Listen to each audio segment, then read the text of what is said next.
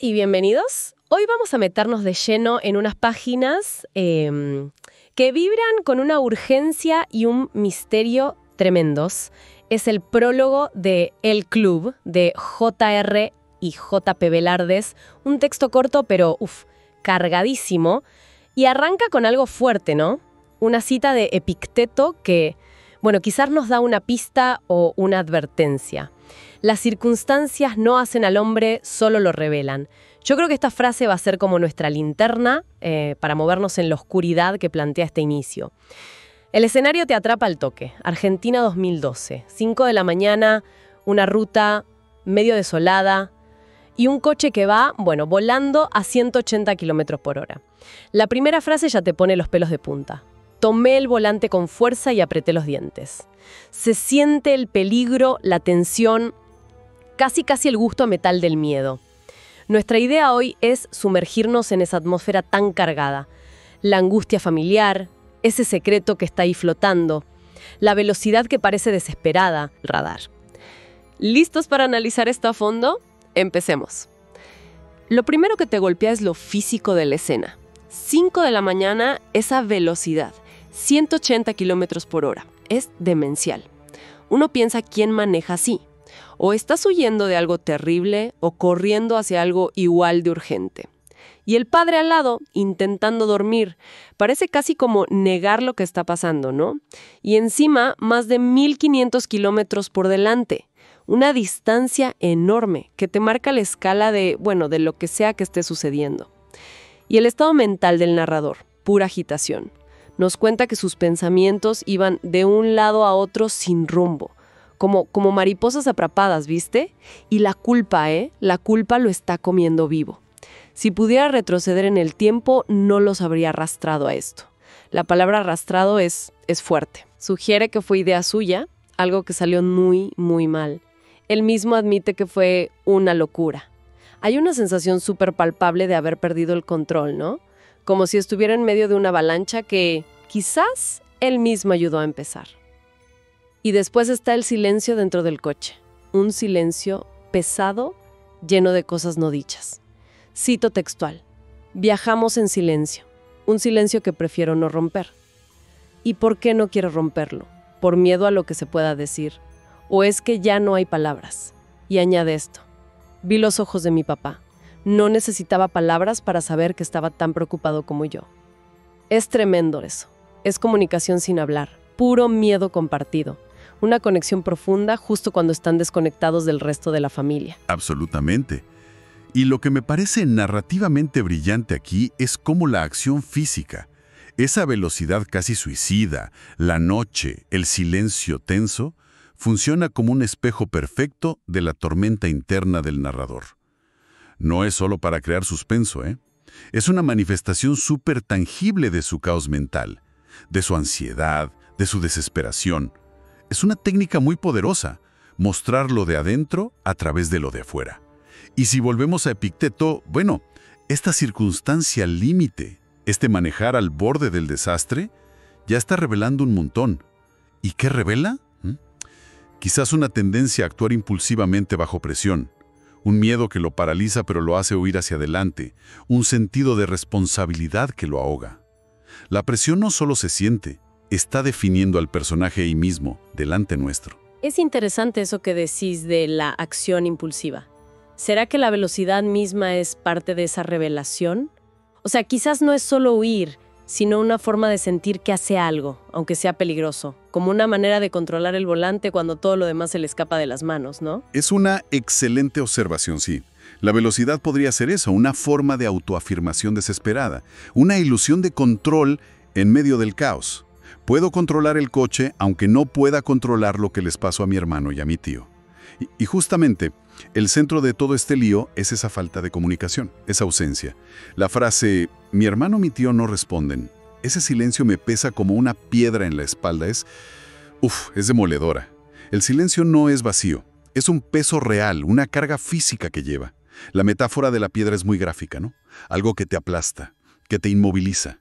Y profundicemos en esa transformación del viaje que menciona el narrador. Dice, un viaje que empezó como una excusa para reencontrarnos se ha convertido en una pesadilla. Esta frase abre un montón de preguntas. ¿Qué tipo de reencuentro familiar necesitaba una excusa y un viaje tan largo? Y sobre todo, ¿qué salió tan mal para que se volviera una pesadilla tan rápido? La palabra excusa ya te dice que había algo más ahí, algo oculto. Y si él los arrastró, significa que el plan original, sea cual fuera, ya tenía la semilla de este desastre. Su culpa parece confirmarlo. Entonces vemos una lucha interna muy clara. Por un lado, el intento casi desesperado de aferrarse a la esperanza. Cito: trato de aferrarme a la esperanza. Evoco historias, anécdotas de coraje, como si eso pudiera protegerlos ahora. Es como un pensamiento mágico, ¿no? Casi infantil, intentar protegerlos a la distancia con cuentos. Pero la lucidez es brutal y llega enseguida. Pero en el fondo sé que tal vez solo estoy mintiendo, que lo hago por mí y por mi papá, para que no se derrumbe. Reconocer que su optimismo forzado es para sobrevivir él y sostener al padre. Es de una honestidad que duele en medio del pánico. Muestra una autoconciencia muy profunda, incluso cuando está perdiendo el control. Sí, esa honestidad casi duele. Es verdad. Y esa lucha se ve clarita en sus intentos de autoconvencerse. Se dice a sí mismo: tal vez se les perdieron los celulares, tal vez fue una pavada. Sí, fue eso. ¿Cuántas veces nos decimos cosas así cuando tenemos miedo de lo peor? Es esa cosa humana de buscar la explicación más simple, la más tranqui, para espantar el miedo. Pero es una defensa que se rompe fácil porque choca enseguida con su preocupación más real. No quiero ni pensar qué le diría a mi mamá si ocurriese lo peor. Ese pensamiento clava el miedo en la realidad, en las consecuencias devastadoras para su familia. Ahí se ve la dimensión real de lo que teme. Y justo cuando estamos ahí, metidas en esa angustia familiar, el texto mete elementos que cambian todo, que hacen el peligro más concreto. Menciona lo que llevamos en la mochila, en el asiento trasero. No dice qué es, pero cómo lo dice, ese secretismo, te grita peligro. ¿Qué puede ser tan importante, tan comprometedor, para mencionarlo así justo ahora? Uno lo conecta enseguida con la desaparición. Y después, la pregunta que lo cambia todo. ¿Los habrán encontrado? El viaje de ellos fue una trampa. Esto ya no suena a accidente, ni a que se perdieron nomás. Acá es donde la cosa se pone realmente interesante, porque el narrador parece que enfrenta una verdad que quizás sospechaba, pero no quería creer. Dice: esos tipos siniestros que yo pensaba que eran un invento, son reales. ¡Pum! Ese es el momento. La paranoia, la sospecha, el miedo, que era como difuso, parece que se hace sólido. Una amenaza externa, real. Ya no es solo la preocupación por un accidente. Es la chance de que los persigan, de que haya un enemigo activo. ¿El invento se hizo real? Exactamente. Ese es un punto de quiebre. Es crucial. La ansiedad interna, la culpa, la preocupación, ahora tienen una cara, aunque sea borrosa. Tipos siniestros. Y la palabra siniestro ya te da una pista, ¿no? No son simples ladrones. Hay algo oscuro, quizá organizado, detrás. Y la mochila. Su mención es una pieza clave del rompecabezas que falta. ¿Qué puede conectar una mochila con tipos siniestros y una posible trampa? Automáticamente pensamos en plata, drogas, papeles importantes, algo ilegal o muy valioso. El texto juega con no decirte qué es, pero te lo insinúa clarito. El contenido de esa mochila es central. Y bueno, si conectamos esto con la excusa para reencontrarnos, bueno, esa excusa ahora parece tener un fondo mucho más turbio. ¿Era un reencuentro o era, no sé, una operación encubierta que salió mal? La verdadera naturaleza del viaje original queda totalmente en duda. Y es inevitable preguntarse si la mochila y los tipos siniestros están directamente ligados a por qué el hermano y el tío no contestan. ¿Son ellos las víctimas de algo relacionado con esa mochila o estaban metidos en lo que sea que haya allá dentro? Esa es la pregunta del millón que te deja picando el prólogo. Deja esa conexión ahí, flotando, cargada de tensión. Y en medio de todo este lío de amenazas externas e internas, el narrador se pone a reflexionar sobre el destino, algo muy potente. Dice: tantas veces me convencí de que el destino estaba tallado en piedra. Hoy no hay piedra ni cincel capaz de esculpir nada. Toda certeza se esfuma. No hay destino. Esto es más que miedo. Es como que se le desarma su visión del mundo. Creer en el destino, aunque sea uno feo, te da una sensación de orden, ¿viste? De que las cosas se pueden predecir, más o menos. Perder esa creencia en medio de una crisis así es enfrentarse al caos puro, a la incertidumbre total. No hay guión, no hay plan maestro, solo una cosa peligrosa tras de la otra. Es perder la red de seguridad de la vida. Y fíjate qué interesante, justo después de decir que no hay destino, que todo es caos, intenta recuperar un poquito de control con algo súper concreto: bajar la velocidad. De 180 a 190 a 150 kilómetros por hora.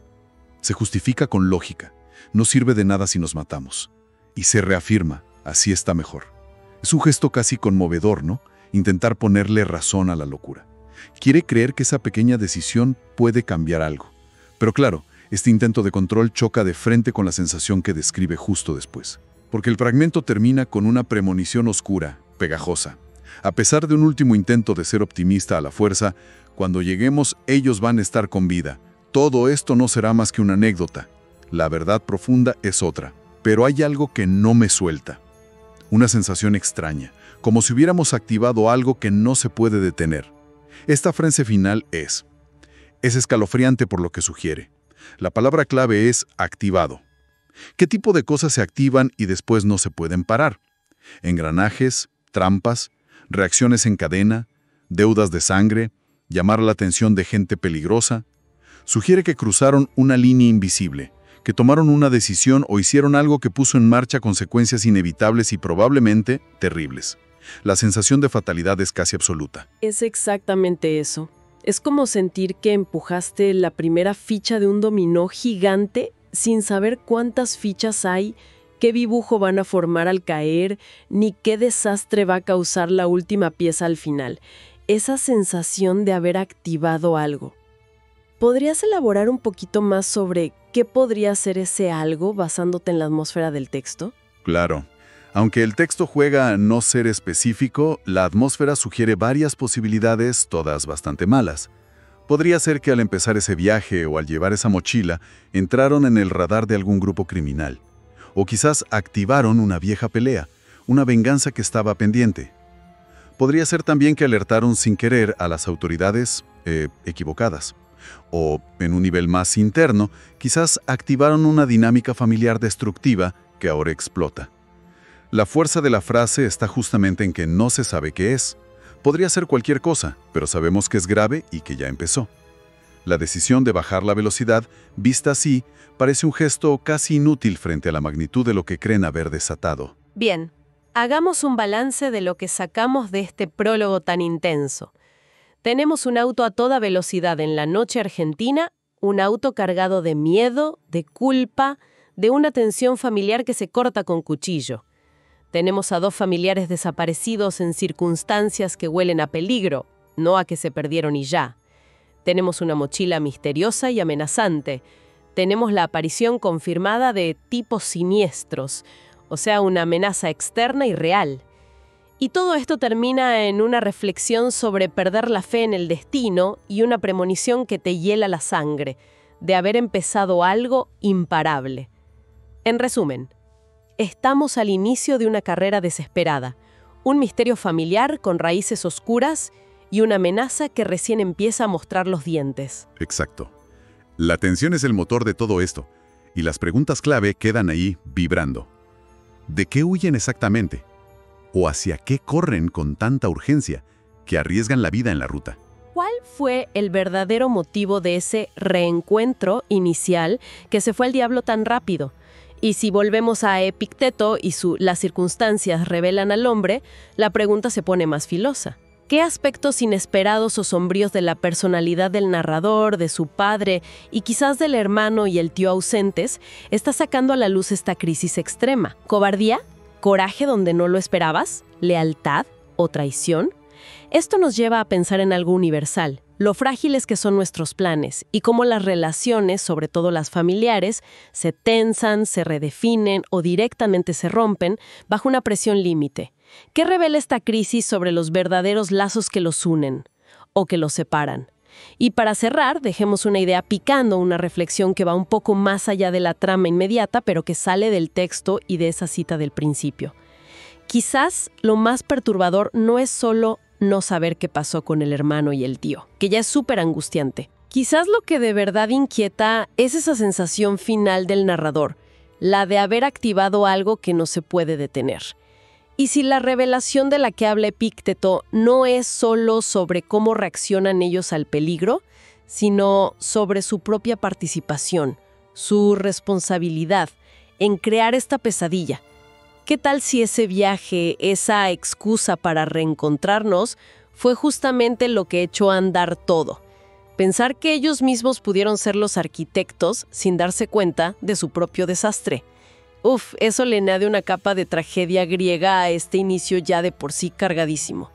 Una idea para quedarse masticando.